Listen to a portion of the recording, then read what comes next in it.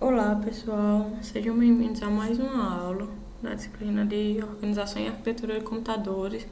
Nessa aula número 3, a gente vai ver o modelo de um sistema de computação, ou seja, a gente vai ver aqui nessa aula uma breve introdução a uma visão geral, certo? De um sistema de computação, de um computador. E aí, a gente traz aqui alguns conceitos básicos, certo? O primeiro ponto que a gente traz é arquitetura versus organização. Será que elas são a mesma coisa? Não, elas não são. A arquitetura está mais voltada para o ponto de vista do programador, seria algo mais software, mais para o lado do software, certo? Do computador, mas como ele vai. São as regras internas dele, a nível de software, de programador, e a organização diz respeito mais à parte de hardware, mais a questão da conexão dos dispositivos e tudo mais, a parte mais eletrônica. E aí nós temos que os componentes básicos de um computador, certo? Os componentes mais aí da parte de hardware, eles variam entre partes eletrônicas e partes eletromecânicas. E o computador, ele pode ser visto como uma máquina que sistematicamente coleta e manipula dados para fornecer informações. E aí a gente conclui que ele é um equipamento de processamento eletrônico de dados, certo? Inclusive, quando a gente observa em termos históricos, esse foi um dos principais motivos para se criar o computador, que era você conseguir realizar cálculos e operações matemáticas com maior agilidade. E aí, certo? Como é de praxe, eu acho que todo mundo sabe, o computador ele é constituído de hardware e de software. E eles precisam ser adequados para a aplicação. Ou seja, a gente tem vários modelos de computadores. Então, não vai adiantar eu pegar um computador de última geração se a única coisa que eu quero é editar documentos. Da mesma forma que não vai adiantar eu pegar um computador de 10 anos atrás se o que eu quero agora é jogar jogos da atualidade ou editar vídeos. Ok, pessoal, e aí entrando mais um pouco, certo? Mais alguns questionamentos para a gente poder compreender melhor aí nosso contexto. Vem essa pergunta: qual a motivação de terem desenvolvido os computadores? A principal motivação, ao quando surgiu, quando ainda se utilizavam válvulas, eram principalmente, né, como eu já comentei aqui nessa aula, agilizar os cálculos de operações matemáticas. Então, agilizar cálculos que envolvessem multiplicação de números muito grandes ou então divisão, coisa que para aquela época e até agora, se a gente fosse realizar sem o auxílio de um computador, sem o auxílio de uma máquina, é algo que demanda muito tempo. E aí, se os computadores eles realizam apenas operações matemáticas, qual a grande vantagem disso? Isso é assim, apenas operações matemáticas do modo bruto, né? Hoje a gente já tem aí um avanço muito grande na matemática, em modelos de cálculo que nos permitem, com o auxílio do computador e de algoritmos, desenvolver programas que implementem a lógica daqueles modelos e aí analisem os dados. Então, assim, a grande vantagem do computador é que ele consegue realizar muitas instruções, muitas operações por segundo. Eu peguei o modelo aqui da minha máquina, certo?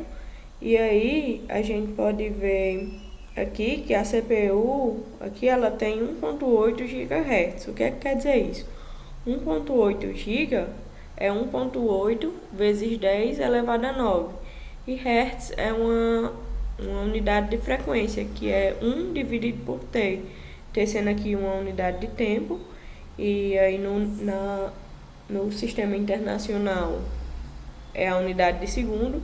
Então, o que a gente tem aqui é 1.8 vezes 10 elevado a 9, certo? Eu coloquei aqui só para dar uma noção de quão grande ele é, sem a notação científica, vezes instruções por segundo. Ou seja, ele realiza essa quantidade aqui de instruções a cada segundo, coisa que para o nosso cérebro humano é impossível de realizar nesse tempo. Então, só para dar aí um pouco, certo, dessa noção de quão vantajoso é utilizar computadores. E aí, comentando de alguns componentes que compõem o computador, nós temos a memória, dispositivos de entrada e saída, o barramento, que é quem realiza a conexão de todos esses módulos aí, e o processador. Então, a memória, a função principal dela é armazenar dados e programas. O processador é executar os programas e interpretar as instruções contidas neles. Os dispositivos de entrada e saída, eles realizam a comunicação, assim como coleta e emissão de dados. O barramento, ele constitui de conexões elétricas e lógicas para transmissão de dados, de sinais de endereço e também de sinais de controle. Entrando aí especificamente em cada módulo, certo? Cadamente nós temos a memória, onde será armazenados programas e dados, e nós temos o processador, que é constituído pela ULA, que é a unidade lógica aritmética, certo? Só mais aqui, pronto, coloquei aqui em componentes: ULA, unidade lógica aritmética, a unidade de controle, os registradores e um barramento interno, certo? Seriam essas setas aí internas, justamente para realizar a comunicação interna do próprio processador. O que a gente tem no processador ainda, como eu já venho falando, é que ele executa as instruções de um determinado programa, de um software. E o programa, o que é um programa, certo? Um programa, ele é uma série de instruções inteligível para o computador obter resultados, ou seja, é uma série de comandos que o computador ele consegue interpretar. E aí nessa disciplina, quando a gente tiver aí nos princípios de processador, especificamente, a gente vai compreender qual é o motivo dos programas que a gente desenvolve, certo? Em linguagem de programação, vocês devem ter visto aí em programação 1, 2 e 3 também. Qual é o motivo deles serem sequenciais, certo? E o que a gente tem aqui no processador, quando ele vai buscar alguma instrução para executar, é que ao iniciar, certo, uma rotina de busca de instrução, primeiro ele vai buscar aí a próxima instrução, que no caso, ou a instrução corrente a ser executada, certo? Ele vai interpretar aquela instrução, ou seja, ele vai decodificar com o auxílio do compilador, vai buscar os dados, desde que a instrução ela necessite, certo? E vai executar aquela instrução. Se ela precisar de uma nova instrução, apesar de não ter aqui no fluxograma, mas se ela precisar de alguma nova instrução, de algum novo dado, retorna e reinicia aqui esse ciclo. Para o próximo dispositivo aí, a gente tem aqui o dispositivo de memória, certo? Nessa disciplina a gente vai entender princípios da hierarquia de memória e questão também de velocidade, de custo e tempo de acesso, e vai verificar que elas estão distribuídas em uma pirâmide, certo? Então a memória ela vai variar em relação a ser temporária ou permanente, em relação à capacidade de armazenamento de bits, ou seja, qual a capacidade dela, quão grande a capacidade dela é. A gente vai verificar, como eu já falei, certo, que ela possui uma hierarquia.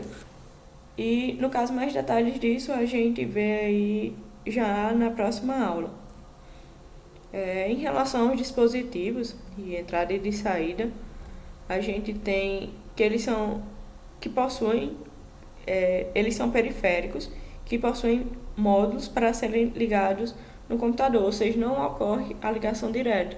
E por que não ocorre essa ligação direta? Não ocorre porque existem diferentes módulos, ou seja, existem diferentes tipos de mouse, existem diferentes tipos de teclado, de fones de ouvido, e aí para o computador é inviável ter uma lógica de programação para cada um desses periféricos. Então existem módulos que realizam um tratamento genérico, digamos assim, ele envia, na verdade, informações genéricas para o processador, e aí o processador consegue controlar esses periféricos, certo? Seja para adquirir dados ou então para enviar.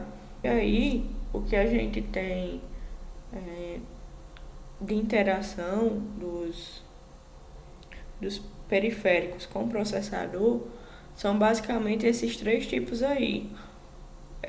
Questão de controle, certo? Definir, agora vai ser para enviar ou para receber dados, verificar se os dispositivos eles estão ligados, se está desligado, se está ocupado, e atrelado aí a esses dois, certo? Ou seja, após ter definido o que eu quero fazer, se é enviar ou receber um dado, após verificar o status do meu periférico, se ele já está pronto para aquela operação que eu quero fazer, eu vou enviar ou receber dados. Esses três tipos de interações, elas se comunicam entre si, certo? A gente vai ver com mais detalhes no decorrer da disciplina. E aí, em relação, ainda nesse tópico, a gente tem um conceito que é o de bit de paridade.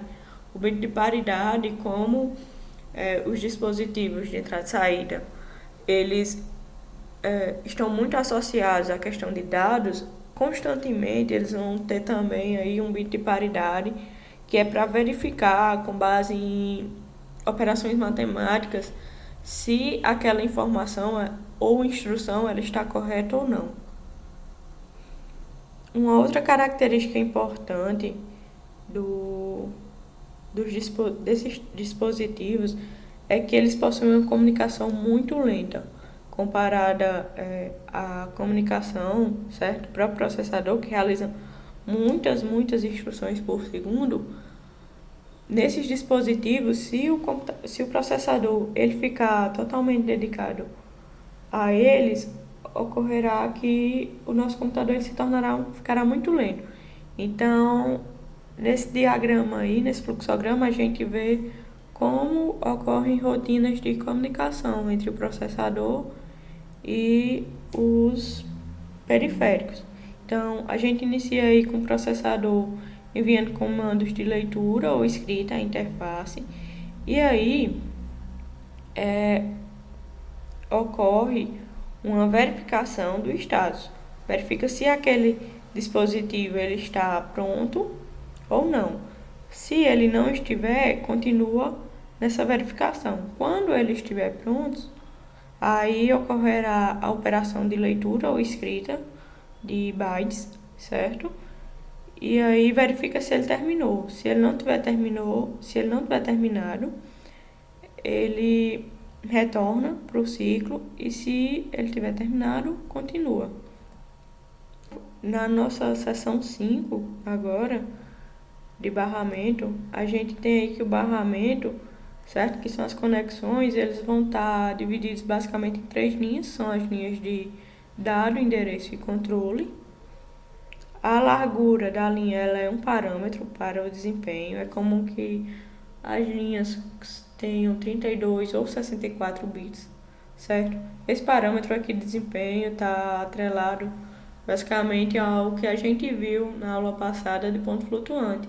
Ou seja, é melhor para mim ter uma largura de linha maior na questão de ponto flutuante, porque eu vou ter uma maior precisão. E igualmente também no envio de instruções. As instruções elas são enviadas, certo? Por essas linhas. Então, se uma instrução ela tem 64 bits e ela é enviada por uma linha de 32 bits, ela vai precisar de 2 ciclos de instrução para poder ser enviada por completo. as linhas de barramento, elas são compartilhadas por todos os componentes, então precisa haver aí uma hierarquia, porque como a gente já viu, os dispositivos de entrada e saída, eles possuem uma comunicação lenta, então essa hierarquia ela vai definir qual dispositivo tem prioridade, certo? E vai definir também critérios para aquelas linhas não ficarem presas a apenas um dispositivo, por mais que ele tenha prioridade. E aí, algumas considerações, certo? Aí na seção 5, que a gente traz nessa aula são que conhecer a organização básica do computador e suas restrições é fundamental. Nessa disciplina, a gente não vai chegar a ver, vamos construir aqui um computador, vamos fazer algo revolucionário. Não, mas a gente vai precisar compreender, certo, essa organização básica, essa arquitetura, porque às vezes muitos problemas, quando eles surgem, eles estão relacionados a esses conceitos e também para a elaboração de artigos. Muitas vezes a gente vai preparar um artigo, alguma coisa, se precisa de uma contextualização, então é mais fácil você contextualizar sobre algo básico e que já está consolidado, certo, no ramo acadêmico, do que sobre algo muito avançado e que ainda está havendo discussão. A gente vai ver também, se der tempo, certo, na parte da unidade, uma parte já mais voltada aí para sistema operacional, que é o gerenciamento de memória, certo? Aqui a gente vê hierarquia, mas não vê como a memória ela é gerenciada.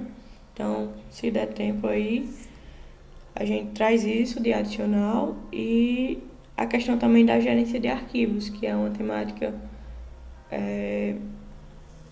para sistemas operacionais, mas que também pode ser vinculada aqui na disciplina.